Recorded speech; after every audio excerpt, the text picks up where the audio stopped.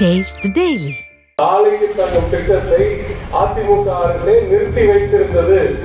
4 ஆண்டுகளுக்கு தாலியும் வாங்கல, தங்கமும் வாங்கல, நிதியும் ஒதுக்கல. நீங்க பெற்றிருந்தால் பணத்தை கொடுக்கிறீர்கள் என்றீர்கள். நாங்க சொல்றோம், பெறுவதற்காகவே கல்விக்கு பணம் கொடுக்கிறோம்.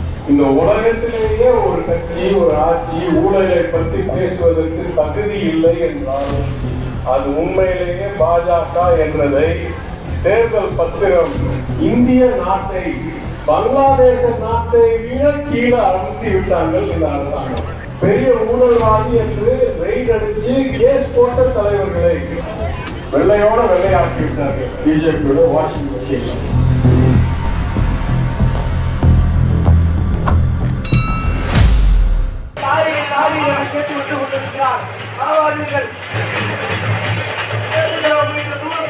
நியாய விலைக்கடையை மாற்றி பொதுமக்களின் சிரமங்களை போக்கிய அமைச்சர் இதோ அனுபவத்திற்கு நட்சத்திர சின்னத்திற்கு வாக்கு கேட்டு வந்து கொண்டிருக்கிறார். சாதாரண ஒரு தேர்தலாக இருந்தால் அடுத்த கட்சியோடைய அடுத்த வேட்பாளருடைய ஒப்பிட்டு பார்த்து அவர்களோட நாங்கள் நல்லவர்கள் வல்லவர்கள் இத்தனை திட்டங்களை கொண்டாந்திருக்கிறோம், அதற்காக நீங்கள் எங்களுக்கு ஓட்டளியுங்கள் என்று கேட்டிருப்பேன். ஒரு சின்ன உதாரணம் சொல்றேன். முந்தா நேரத்திலிருந்து அனைத்து இந்திய அண்ணா திராவிட முன்னேற்ற கழகம் ஒரு விளம்பரத்தை நடத்தி கொண்டிருக்கிறார்கள். அந்த விளம்பரத்தில் ஒரு பச்சை பொய்யை, தாலிக்கு தங்க திட்டத்தை திமுக ஆட்சி வந்த பிறகுதான் நிறுத்திவிட்டது என்று ஒரு பச்சை பொய்யை சொல்லியிருக்கிறார்கள்.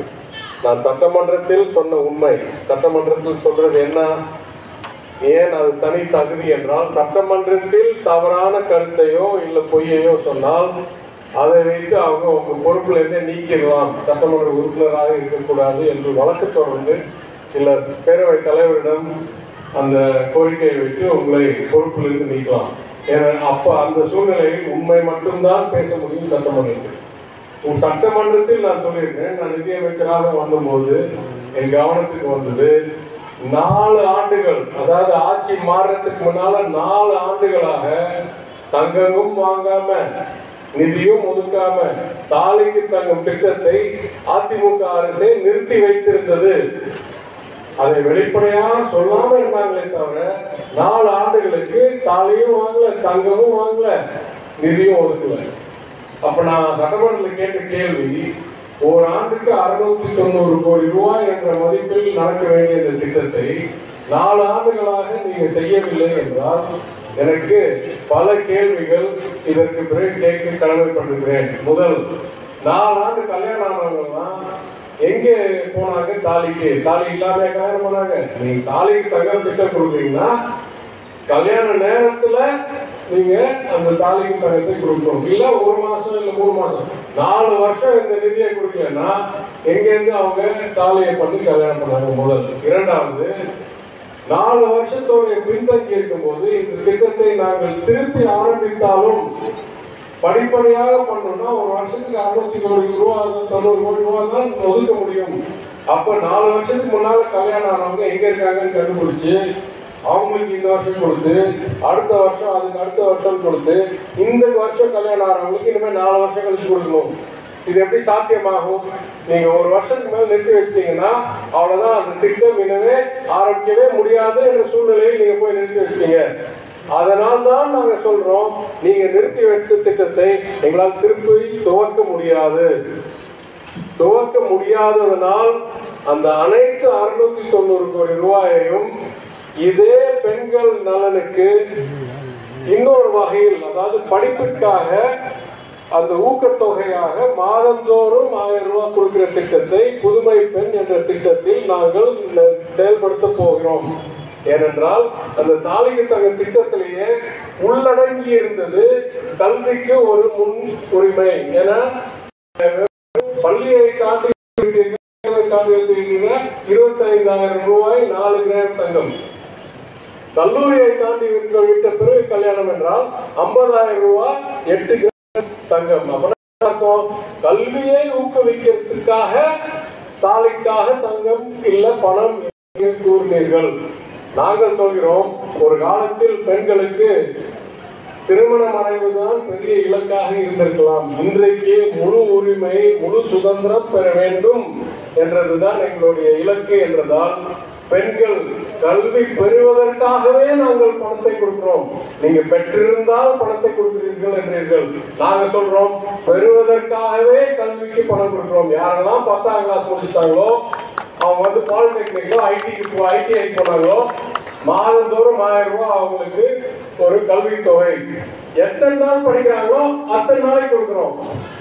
யாரெல்லாம் +2 முடிச்சு கல்லூரிக்கு போறாங்களோ அவங்களுக்கெல்லாம் 1000 ரூபாய் மாத தொகை. எத்தனை நாள் படிக்கிறாங்களோ அத்தனை நாளைக்கும் கொடுப்போம்.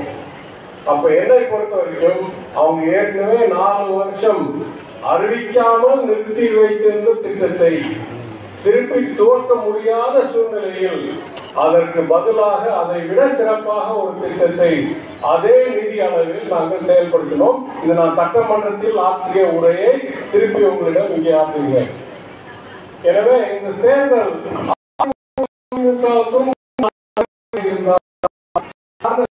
இருந்தால் நான் முதலில் இந்த மாதிரி உதாரணத்தை சொல்லி அவர்களை விட நாங்கள் சிறப்பாக அரசாங்கம் நடத்த முடியும், திட்டம் வகுக்க முடியும், நிதி மேலாண்மை செய்ய முடியும், எனவே எங்களுக்கு வாக்களியுங்கள் அப்படின்னு சொல்லியிருப்பார். ஆனா இந்த தேர்தல் அதை விட மிக முக்கியமான கொள்கை அடிப்படையில் நடக்கக்கூடிய தேர்தல். இன்றைக்கு இந்தியாவில் ஜனநாயகத்தையே படுகொலை செய்து பணநாயகத்தின் அடிப்படையில் ஒரு ஆட்சி நடந்து கொண்டிருக்கிறது டெல்லியில். எத்தனையோ குற்றச்சாட்டு நான் சொல்லலாம். இந்த பாஜக அரசு மாநிலங்களுடைய உரிமைகளை பறிக்கிறார்கள், வளர்ந்த மாநிலங்களுக்கு நிதியை ஒதுக்குவதில்லை, அவங்க எடுத்து நிதி திரிக்கிற உத்தரப்பிரதேசம் போல் மாநிலங்கள் அந்த நிதியை வைத்து வளர முடியவில்லை. ஏனென்றால் பெண்களுக்கும் அனைத்து சமுதாயங்களுக்கும் உரிமை கொடுக்கறதில்லை, கல்வி கொடுக்கறதில்லை. ஆனால் நான் 3-4 கருத்து மட்டும் நான் சொல்லி அவங்களுடைய இயலாமையை, தீய சக்தி என்றதை நான் உங்களிடம் முன்வைக்க விரும்புகிறேன். முதல் கருத்து, பொருளாதார ரீதியாக இந்திய நாட்டை தலா உற்பத்தியில் பங்களாதேச நாட்டை விட கீழே அழுத்தி விட்டார்கள் இந்த அரசாங்கம். பங்களாதேசத்துக்கு போரில் உதவி செய்து சுதந்திரம் பெற்று கொடுத்த நாடு இந்திய நாடு. அன்றைக்கு சுதந்திரத்திலிருந்து 2018 ஆண்டு வரைக்கும் இந்திய நாடுடைய தலா பொருளாதாரம், தலா உற்பத்தி பங்களாதேஷை விட சிறப்பாக இருந்தது.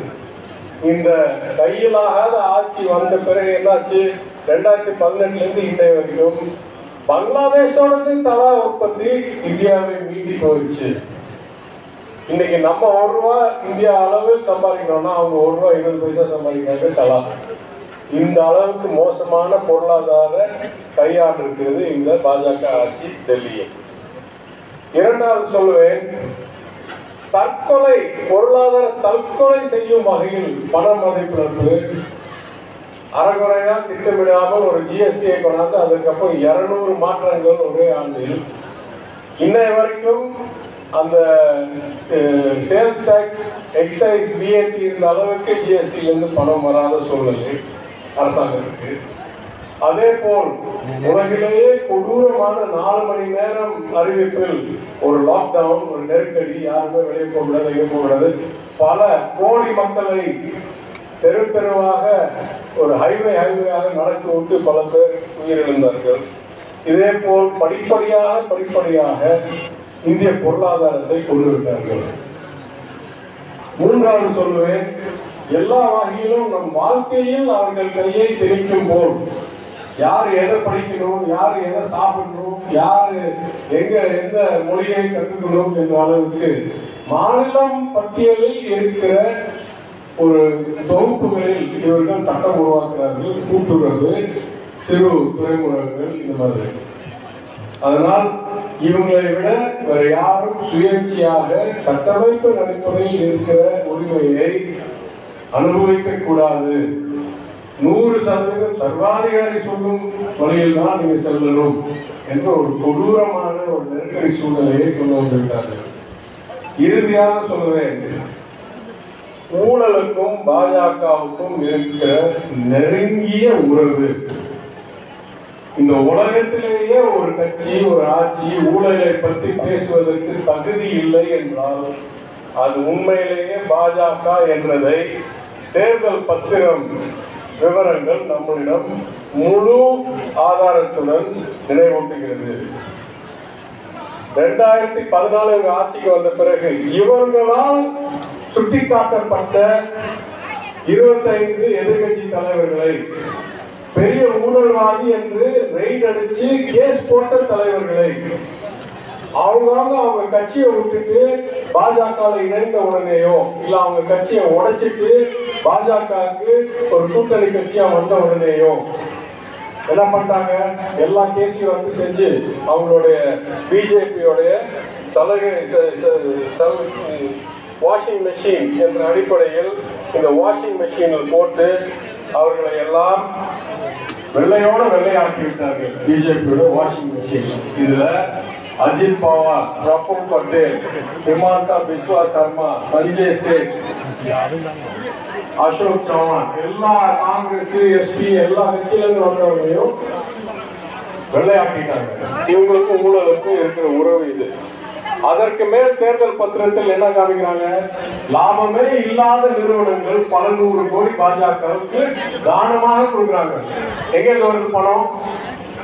லாபமே இல்லாத நிறுவனம் முந்தா நேற்று உருவாக்கப்பட்டு இன்றைக்கு 100 கோடி 200 கோடி கொடுக்குறாங்க. அப்ப இது மணி லாண்டரிங் இல்லை என்றால்